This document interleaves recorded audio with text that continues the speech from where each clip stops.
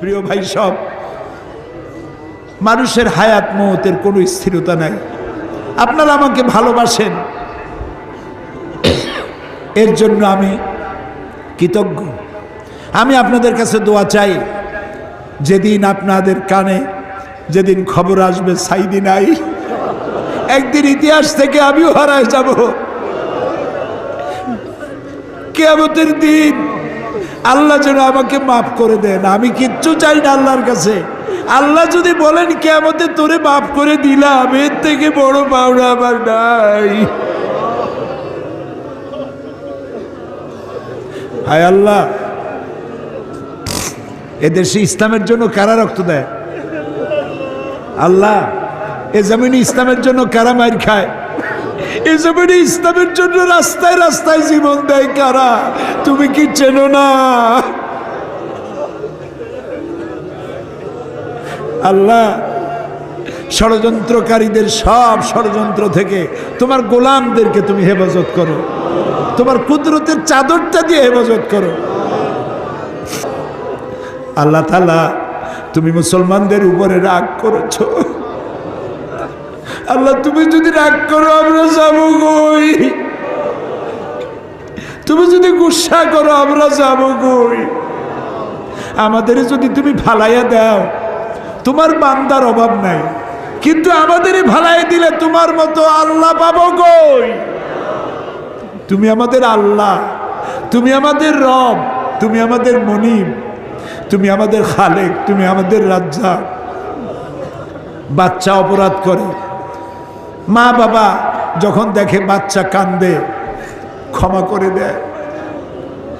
আমরা বাচ্চার মতো পরিণত বয়সেও জীবনের দুর্বলতম মুহূর্তে অনেক গুণাগুলি ফেলেছি বাবু। সেই গুণাগুলি কেউ দেখে নাই, তুমি দেখেছো বাবু। কিয়ামতে লক্ষ কোটি মানুষের সামনে আমাদের গোপন গুণাগুলি প্রকাশ করে দিয়ে আমাদেরকে লজ্জা দিও না বাবু। আল্লাহ তাআলা, 3000 বছর ধরে তুমি জাহান্নামের আগুনকে উত্তপ্ত করেছো। রক্ত মাংসের শরীর নিয়ে দোজখের আগুনে জ্বলতে পারবো না। জাহান্নামের আগুন আমাদের জন্য হারাম করে দাও। মাবুদ, তুমি একটু তাকায় দেখো তো, আমাদের প্রত্যেকের চোখে পানি, আমাদের গাল বেয়ে পানি পড়তেছে, তাকায় দেখো বাবু। আমাদের হাত তো কোনো রাজা বাদশার কাছে পাতি নেই। বিশাল আকাশের মালিক, জমিনের মালিকের কাছে 2 হাত পেতেছি, ভিক্ষার হাত। ফেরত দিও না বাবু, ফিরাইয়া দিও না। কান্দো ভাইরা, কান্দো। আর কান্দবা কবে? আল্লাহ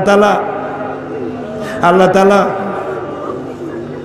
রহমতকে তুমি দয়াকে 100 ভাগ করছো। 1 ভাগ দিছো সারা দুনিয়ায়, 99 ভাগ তোমার কাছে। তুমি বলেছো, কুল ইয়া ইবাদিয়াল্লাযীনা আসরাফু আলা আনফুসিহিম লা তাকনাতু মির রাহমাতিল্লাহ। আমরাও তোমার রহমত থেকে মায়ুস হব না মাবুদ। তুমি বলেছো, ইন্নাল্লাহা ইয়াগফিরুয যুনুবা জামিআ। আমরা সব গুনার জন্য ক্ষমা চাই, আল্লাহ আমাদেরকে মাফ করে দাও। আল্লাহ গো, তুমি তাকায় দেখো কত যুবক। এই যুবক তো সিনেমায় যাওয়ার কথা, এগুলো তো পাপ কাজে যাওয়ার কথা। এই যুবকগুলি কোরআন শুনতে আসছে। আল্লাহ, যুবকেরা যত গুনাহ করছে ওদের পক্ষ থেকে আমরা মাপ চাই। সব যুবক মাফ করে দাও। এই সোনার টুকরা যুবকগুলির আল্লাহ তুমি নামাজি বানাও, চরিত্রবান বানাও, নেশাখোর থেকে বাঁচাও, জুয়া থেকে বাঁচাও। আল্লাহ, আমাদের বিবি বাল বাচ্চা যা তুমি দান করেছো সবগুলিকে দিনদার বানাও, ইমানদার বানাও, নামাজি বানাও, পরহেজগার বানাও। আল্লাহ তাআলা আমাদের দোয়া কবুল করো। আল্লাহ তাআলা, আল্লাহুম্মা ইন্না আসআলুকা বিআন্নাকা আনতাল্লাহ লা ইলাহা ইল্লা আনতা আল আহাদু আস সামাদু আল্লাযী লাম ইয়ালিদ ওয়া লাম ইউলাদ ওয়া লাম ইয়াকুল লাহু কুফুয়ান আহাদ। আমি কয়েকটা সেকেন্ড আপনাদের জন্য ছেড়ে দিলাম। মাথা নিচু করে, চক্ষু বন্ধ করে, চোখের পানি দিয়া যা চাওয়ার চান, দোয়া কবুল হবে। হবে, হবেই হবে ইনশাআল্লাহ। ওয়াকাল রাব্বুকুম উদউনি আস্তাজিব লাকুম, আমাদের রব বলেছেন আমারে ডাকো আমি ডাকে সাড়া দেব। আল্লাহর ওয়াদা, আপনি ডাকুন আল্লাহ সাড়া দিবেন। যা চান বৈধভাবে আল্লাহর কাছে যা যা চাওয়ার চাইতে থাকুন।